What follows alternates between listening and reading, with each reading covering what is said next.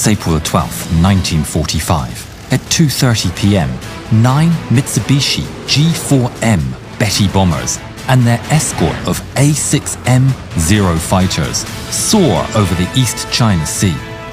In the lead bomber, Lieutenant Saburo Dohi puts on his oxygen mask and lies back on his makeshift cot.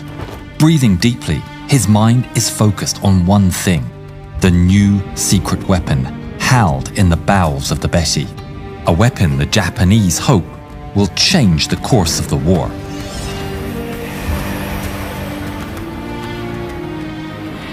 Radio operator Lieutenant Zenji Sugano taps Saburo on the shoulder. His face is solemn. We've made it. American ships have been spotted below. A pair of destroyers and smaller vessels. The attack is on. Flak opens up on the Betty and the crew scramble to their positions. Everyone knows if they haven't been spotted on radar already, their position will surely be reported now. It's only a matter of minutes until superior Allied air power arrives. Saburo approaches the trapdoor in the bomber. The trapdoor has come to be known by the pilots as the Devil's Gate, but Saburo is undeterred. Petty Officer Sugano, thank you for everything. For a moment, there's a calm exchange of understanding and mutual respect between the two men. Sugano salutes Saburo, and Saburo smiles at his comrade. It's time. Taking a deep breath, Saburo passes through the Devil's Gate and down a small ladder, and he descends into his fate. The weapon that Saburo will pilot is suspended high over the sea, in the bomber's modified bomb bay. He feels the tug of the wind buffeting him as he eases himself down to the familiar surroundings of the cramped cockpit and controls. He takes a deep breath and tries to get his bearings. Through the narrow gap of the Betty's partially open bomb bay doors, he can see a slither of the unfolding battle below. 3-0 kamikaze bombers head straight for the US destroyer, the Manart Al Abeli. The crew fights desperately as gunfire rains through the sky, turning every weapon they have to the incoming Japanese planes as 3 Zeros soar towards the ship. 1 Zero is destroyed, and another is driven off. But the third barrels on. Encouraged by their success, the Manat Al Abeli's crew manages to score hit after hit on the remaining plane, but the determined Zero can't be taken out. It slams into the destroyer's starboard side. The bomb it's carrying penetrates the deck and detonates. Above the chaos, Saburo has made his final preparations and taps out a Morse code message that he's ready to launch. His heart pounding, Saburo waits for his contraption to be dropped from the Betty and for the hurtling dive to begin. But a minute passes and nothing happens. Cold fear begins to pool in Saburo's stomach. He's suspended helplessly over enemy fire. If the Betty covers much more distance, he'll lose track of his target. Back on board the bomber, the aircraft commander shouts to radio operator Lieutenant Zenji Sugano. The explosive release bolt has misfired, and Sugano must manually jettison the rocket bomb. Sugano closes his eyes, unable to bring himself to watch as he releases the weapon. With no warning, Saburo plunges downward through the sky. Despite it feeling like the floor has dropped from underneath him, Saburo desperately follows his training. He activates a dial on the dashboard and shifts his thumb over to a button on the joystick and presses down. He has just activated a top secret piece of new technology capable of granting him incredible speed. An overpowering force stronger than anything he's felt before takes hold, and he's thrown into the back of his seat. A deafening, unnatural roar drowns out everything. The battle cry of the Thunder Gods has been sounded.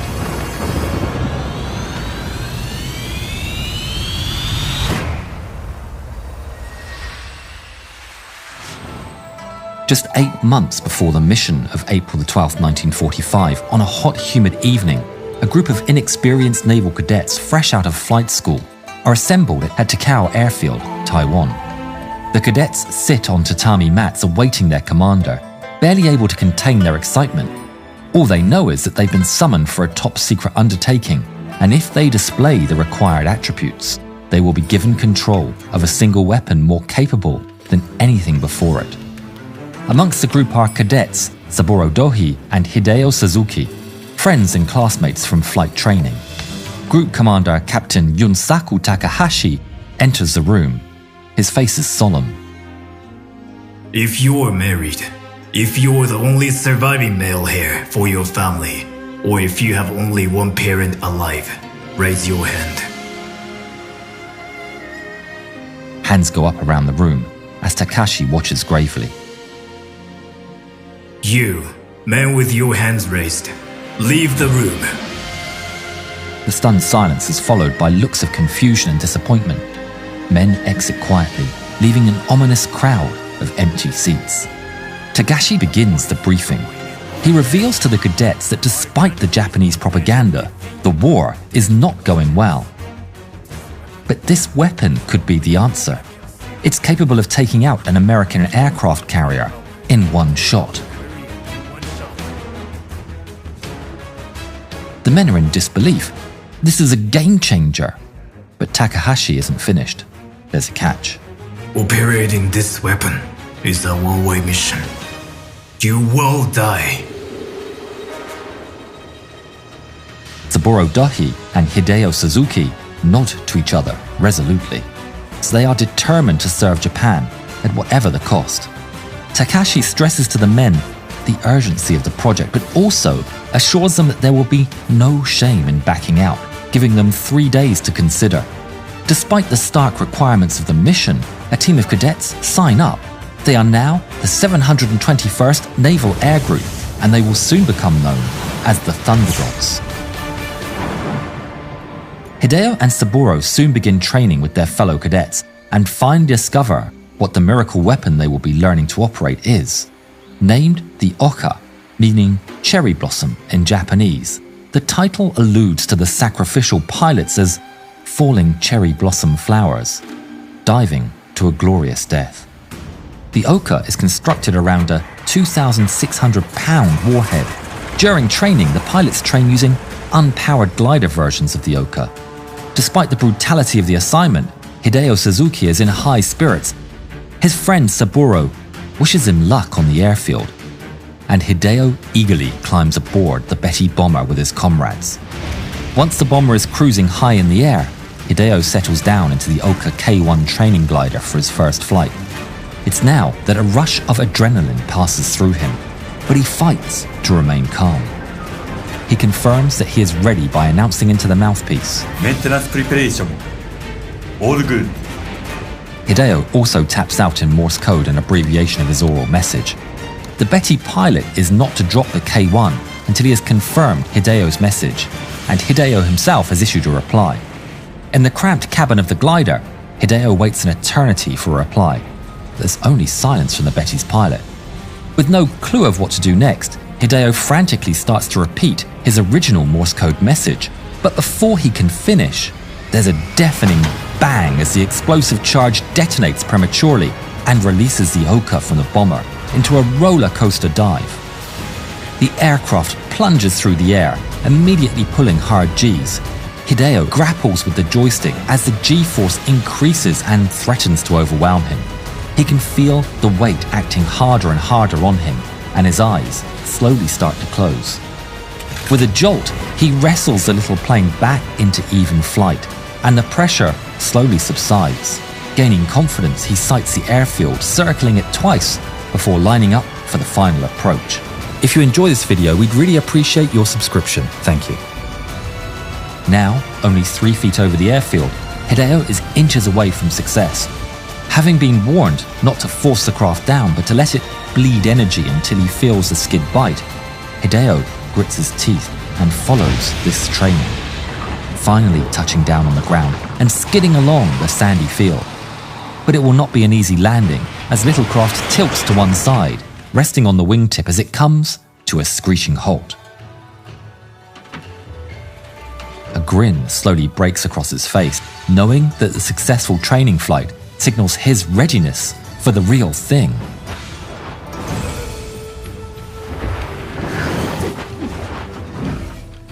After months of intense and nerve-wracking training, the Thunder Gods gather to celebrate the new year on December the 31st, 1944. Having been granted leave, the pilots use this time to reflect on their spiritual values and life to prepare for the sacrifice they'll soon be required to make. Saburo and Hideo are among them.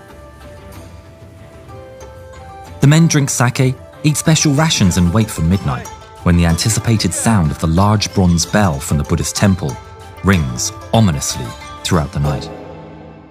Struck by the priests 108 times to mark the suffering caused by the earthly desires of man, the pilots fall into silence as they listen to the deep tolls sounding through the night.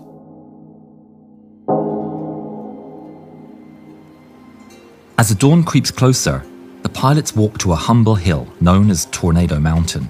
The normally festive atmosphere is muted by the effects of over 7 years of war, as the pilgrims trudge exhaustedly up the mountain.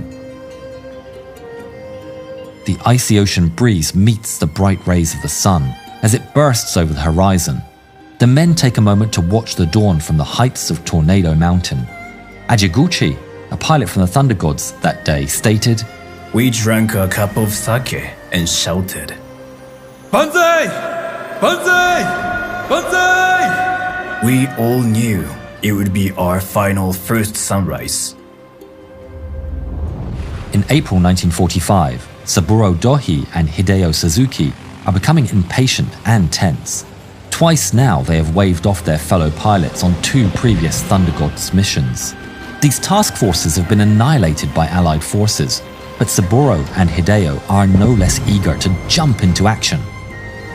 Finally, the day comes when Saburo is assigned to the 3rd Thunder Gods operation, although Hideo is again left in reserve.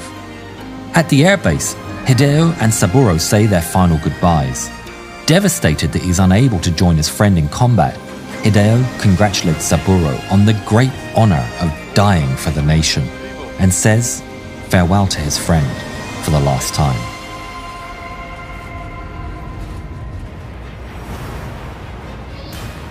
Rubble and jagged pieces of ship spray across the water as the USS Manart al-Abeli grinds to a halt. However, its troubles are far from over. Suddenly, a lookout sights a small aircraft 1.5 miles out, skimming low over the water at terrific speed. The crew have never seen anything so fast and so small. There's no time for them to react. Saburo and his Oka hurtle towards the vessel, ripping through the sky. He takes a deep breath and slowly closes his eyes. He takes himself back to the beautiful yellow dawn atop Tornado Mountain. The 2,600-pound warhead of Saburo's Oka has collided with the side of the ship. Having activated the manual launch of Saburo's Oka, Zenji Sugano has been watching every step of Saburo's journey and see the tremendous blast. He did it!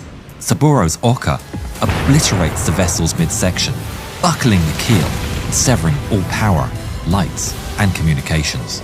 Aboard the ship, water pours in from all angles, and those below deck don't even have a chance to register what's hit them. The Oka has done its job. The captain of the Manart al-Abeli gives orders to abandon ship as it breaks in two. The bow and stern drift apart before slipping beneath the waves. Dozens of men are trapped inside. As the stunned survivors clustered in the churning waters, the crew of the nearby destroyer, USS Jeffers, has sighted another Oka zipping towards them. The Jeffers guns open up on Saburo's squadmate, but the Oka streaks on relentlessly, its pilots unfazed. An explosion rocks the ship. The decks are smashed, but the ship hasn't sunk. At just 50 yards, an anti-aircraft shell had struck the Oka. The Oka and its pilot are destroyed before they can even hit the target. Not so lucky as Saburo and his glorious death in the hull of the Manart al-Abeli.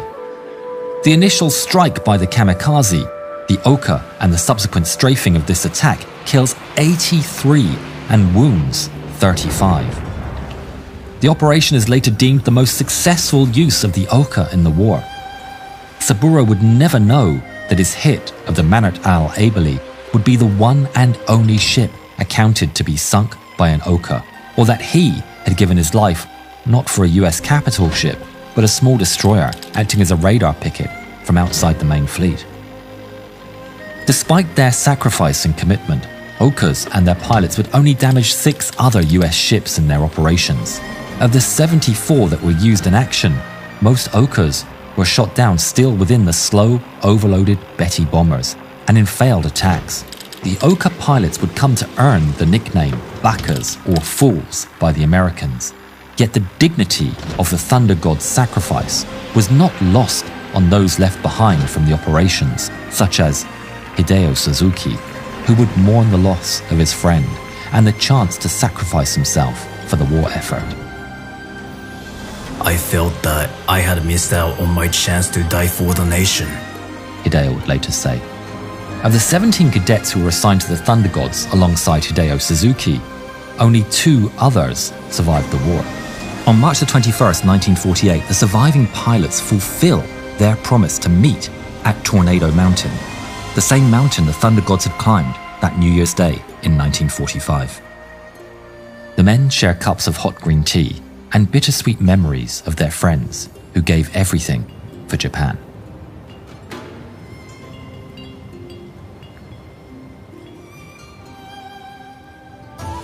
Especially for this video, we've made this amazing merch. Please grab it before it flies out the store.